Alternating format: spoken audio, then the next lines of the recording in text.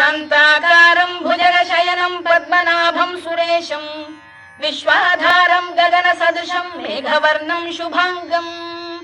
लक्ष्मीकान्तं कमलनयनं योगिहृद्ध्यानगम्यं वन्दे विष्णुं भवभयहरं सर्वलोकैकनाथं मेघश्यामं पीतकौशेयवासं श्रीवत्साङ्कं कौस्तुभोद्भासिताङ्गम् पुण्योपेतं पुण्डरीकायताक्षं विष्णुं वन्दे सर्वलोकैकनाथम्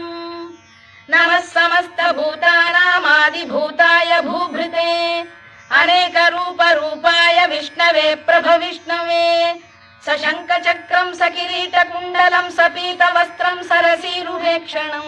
सहारवक्षस्थलशोभिकौस्तुभं नमामि विष्णुं शिरसा चतुर्भुजम् छायायां पारिजातस्य हेमसिंहासनोपरि आसीनम्